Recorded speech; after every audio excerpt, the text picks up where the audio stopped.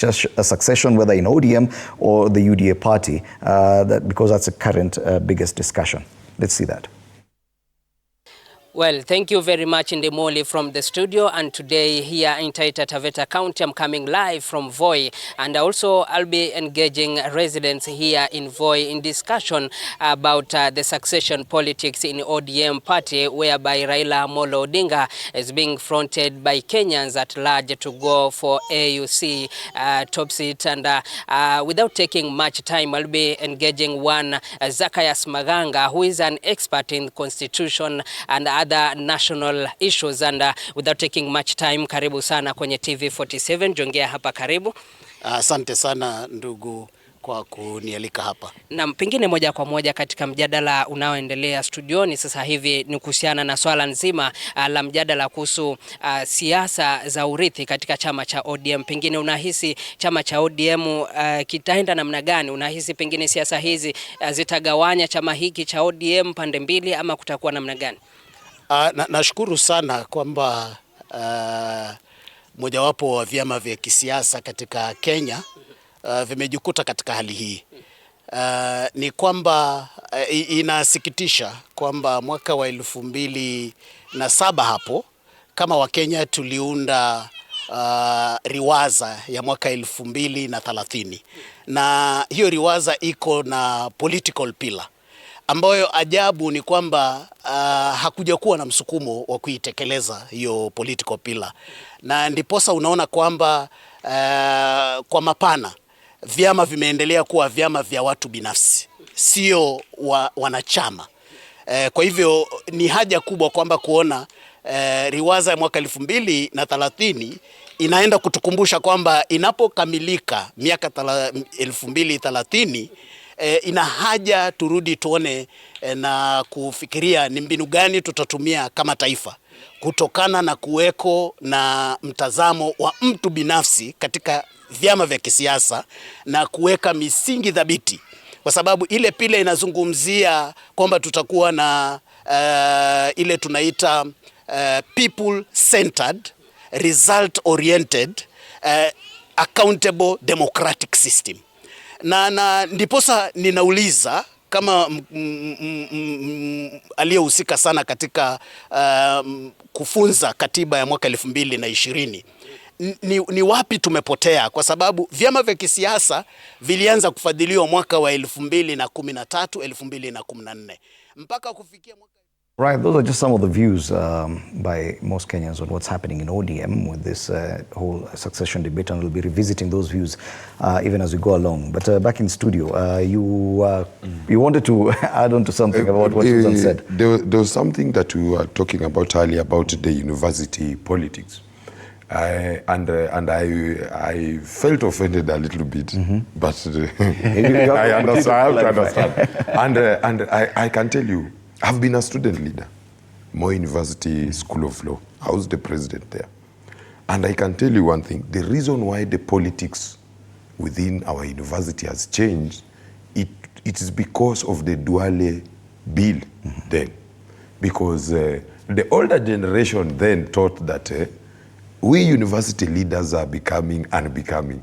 And they wanted to clog. So they introduced a new guided electoral system within the university, and they brought something to do about electoral college. So at the end of the day, you are not asking the university student for the vote. There are specific people, the class reps are collected somewhere there, then they are told they are the ones who are going to elect a student leader. So at the end of the day, the university politics is not vigorous and robust the way it used to be. But if we go back to the agitation by mostly university students, even towards a multi-party democracy, because that agitation led to the repealing of a section of the constitution. Are you saying the Duale bill is beyond the students, that they cannot agitate enough for some of these policies to be reversed? As in, I'm saying the first reason why the university politics has gone the way it is today, it is simply because of the change of the act, or because of the new laws that were enacted then. But now coming to our discussion and the reason why there is a feeling that the Gen Z are laid-back people. Gen Zs are not laid-back people. If you want to know that Gen Zs are real, when you are having the debate on finance bill, there's a time something was said that in the finance bill, bloggers and TikTokers are going to be taxed. You remember what transpired that period? Because there was a component that touched Gen Z. Do you know it forced the head of state to have a conversation with the young people at State House? So it is how we are going to craft our messaging. One have said that as young leaders, we need to use what we have in our hand. Like if you are a young parliamentarian, use the floor of the House to articulate issues that will attract the Gen Z to your conversation. Because politics is just like branding. It's about actually politics is about branding and messaging. If you package your message well, look at the last election. It was won on the basis that one side had a message that resonated with the young people.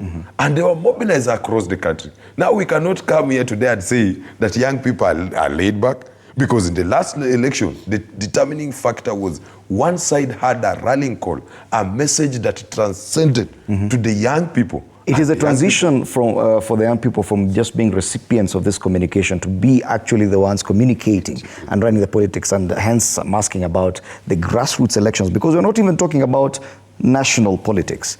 It is an involvement in political parties at that level, at the county level, at the ward level, which the opportunity is now. That's the question I'm asking, and the reluctance by people at that level to take part in this. And you see, you know, the young people of today, the only problem, and Susan and Victor have highlighted, is that we will articulate our issues on Twitter, on TikTok. Look at what happened in Meru. There was an issue in Meru County. And at the end of the day, if you want to know that young people participate in politics, the young blogger who was killed, he was a young person. Why? Because he was articulating issues. Young people are there. Are we saying that probably we are misreading the channel that the young people are using? Kabisa, now that is it. But when it comes to national politics, probably we have not yet plugged into those channels. So they cannot close themselves in a cocoon and say, this is how we communicate. We do not communicate this other way. Comment on that just before we go on a break. Victor. Thank you for that, and also thank you for that, because I'm not seeing a conversation whereby it will reach a point that young people will be given a channel to communicate. Like now, this is the time, you guys, this is your time. There will never be that.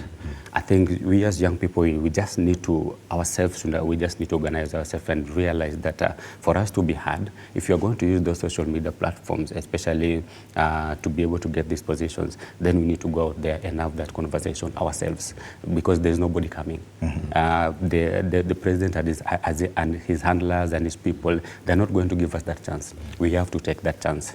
And if given an opportunity, just like you said, when we talk about Generation Z having a conversation on different platforms, it's the same thing that I also said.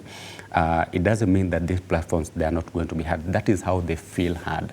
That is how they feel like their issues can be articulated. That is how they feel that they resonate with the ground. For them, they're not giving a communication to the older generation. They're giving a communication to people who are their peers also. Yeah. Hold that thought there. Let's take a quick break now. We'll be back to continue this conversation.